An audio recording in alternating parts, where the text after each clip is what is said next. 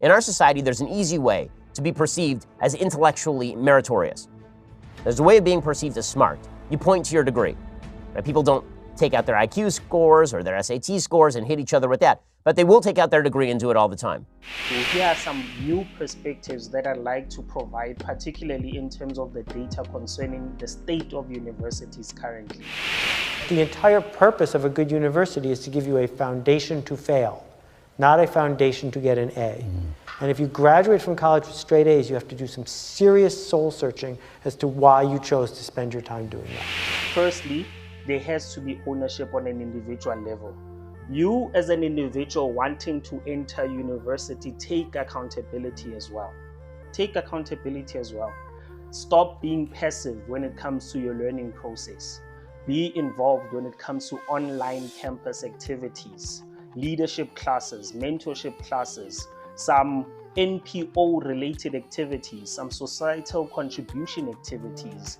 Be more involved. It shouldn't just end with the contribution that happens on the leadership front as far as the politics on campus is concerned. Even in South Africa, where there's a state of dire circumstances when it comes to the leadership crisis, it starts at that foundational level as far as politics is concerned. The student organizations, the political structures of existing political organizations within the student sphere. It shouldn't just end at that particular level. But in the process of accrual to mastery, you need to learn to be uncomfortable. You need to be comfortable being uncomfortable. And you need to be in a space where you allow yourself to be challenged, but more importantly, in a space where you are willing to be uncomfortable and grow. So be more active, be more involved, learn, add some extracurricular activities, be involved in extra lessons, be involved in coaching other students as far as your strengths are concerned. That will make your experience at a university much better as you are garnering your actual qualification. Why we need to look at it from that perspective is because it's all about the skills drive. Universities currently, if you're doing a course that doesn't have that practical application element to it, then you have to create those opportunities. You need to take some of the things you've learned and practicalize them when you go back to your communities during holidays, during recess situations, so that you are able to grow and actually be a more valuable member of society. Most people fail in that process because most people live in the fixed mindset. The fixed mindset is, this is who I am, this is what I know, this is what I'm capable of, this is what I'm good at, and this is where I'm going to stay. The growth mindset says the following. It says, this is where I am now. This is what I'm good at now. But I recognize that if I go through a particular process, I can grow myself and become a better person. Now, here's the thing about the growth mindset, which most people miss. There is no destination if you're a growth mindset driven person. There's only the next location. So you're never complete. Your growth journey is never complete. You're constantly becoming better. Now with that out of the way, we can move into the actual university and its actual faults as well.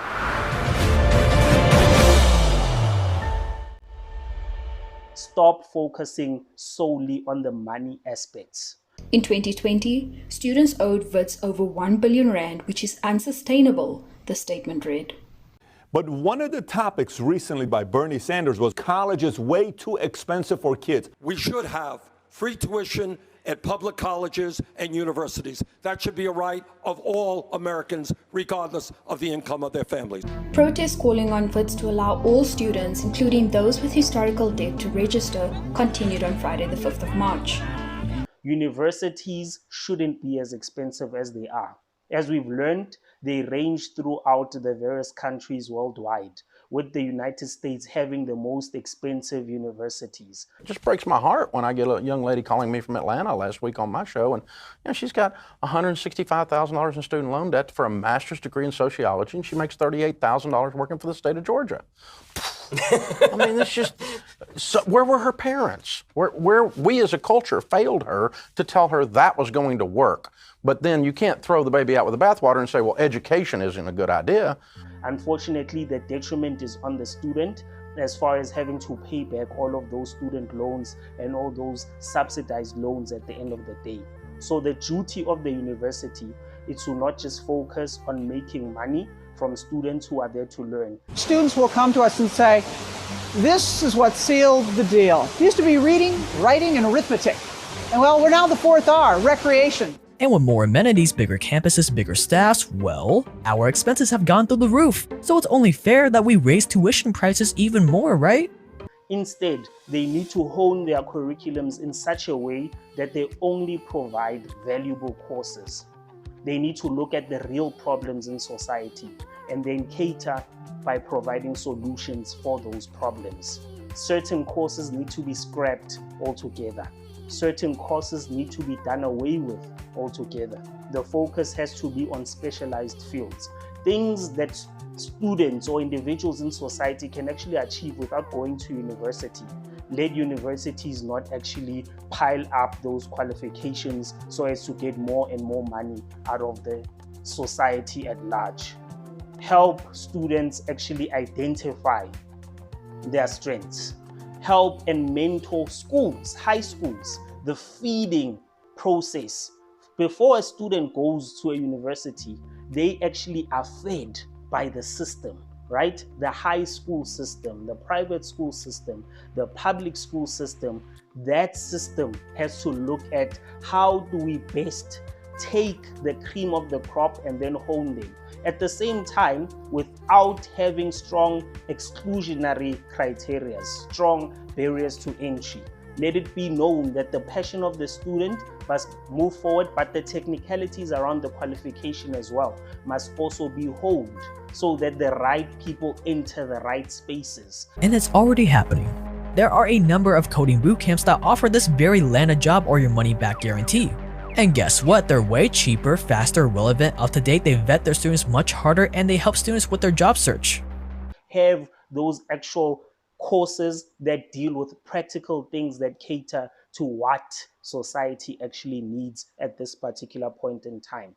Basically the idea there, especially for kids that just don't like academics very much, and that's a lot of kids. A lot of kids just find academics excruciatingly boring and they would rather be doing something instead of just sitting listening to some windbag talk. In Germany and Switzerland, when you're 13 or 14 or 15, they go and find kids like this and give them the option at least of getting trained in particular job skills. Of course, there's a lot of people there who are very interested, and especially, of course, the stigma is less because so many people do it. Really is fair to say that Germany and Switzerland manage to have virtually no underclass just because they go and listen to kids like that, or at least that they take their existence seriously and they try to find something that they're good at doing, that they like doing. Just a much more functional system of their own where vocational education is an afterthought at best. Thirdly, universities have to stop branching out so much. Make sure that in agricultural settings and landscapes, there are universities that cater to that environment. We can't have students that move from a rural environment where agriculture is a strong thing, and then they move into the cities and then they don't go back to actually feed back that knowledge around cultivating the soil, around agriculture in those exact environments that they come from, right? We can't have people that come from mining areas and then migrating to where? To the city space, whereas why aren't there universities in those spaces? Why aren't there tertiary institutions in those spaces? Making sure that those individuals in those neighborhoods actually benefit from what they are exposed to from day to day, so that the practical side is easy to access, right? Because the engineering side of the qualification will need that practical exposure, so that when they write those trade tests, so that when they actually cater to what's needed, they have the ability to fulfill the needs of those specific societies that they are in as well. The people who are doing the work that we care about are figuring out what to do next, not following the person who told them what to do next. Then, of course, number 4, universities must also and always make sure that the incumbents understand that not everyone is well suited for the university environment. It turns out being smart, being educated is a good thing. It's just, what are you studying and what are your expectations? Not everyone is well suited for the university and tertiary education environment.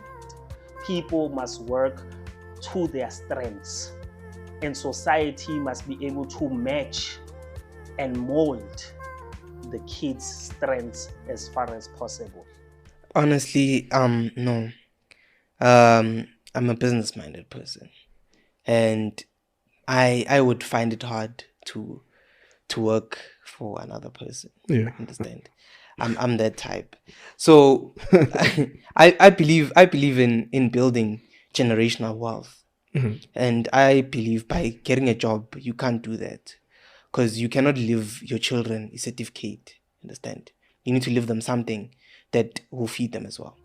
Teaching and lecturing models in universities must also be practical. They must advance. We can't have lecturers lecturing the same lecture for 20 years straight, and then new professors come in, but nothing in the structure of universities changes. As much as universities must compete with each other as to which university is the best, so that more funding fizzles down into those universities and so on, they must know that the primary mandate is to feed the system with students that are well suited for the cultural diversity that exists in society right now. Colleges raise tuition prices at 4 times the rate of inflation. Universities are non-profit organizations. I mention again, universities are non-profit organizations. They are tax exempt. No taxes on their real estate, tuition, sponsorships, donations, and more. Tax exempt at the largest part. So with that in mind, they must remember that the focus should never be on the wealth aspect of what their mandate is. The focus of universities should be to bring out students that benefit society to the core. Bring out students that enrich society to the core.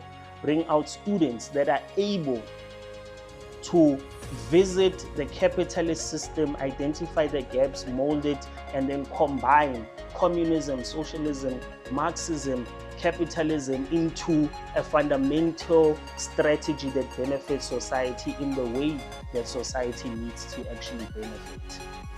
I'm not anti-education. I'm not anti-learning. I run a business for a living. I read books on a daily basis. I have a wife, I have kids, I have a family. I'm all for education. I was positively influenced by school teachers. I can tell you many educators that changed my life. I joined the Army because of a health and guidance teacher called Miss Sinclair that completely changed my life. We're friends till today. We write letters to each other. I don't have a problem with the educators. I don't have a problem with the educated. I have a problem with the educational system.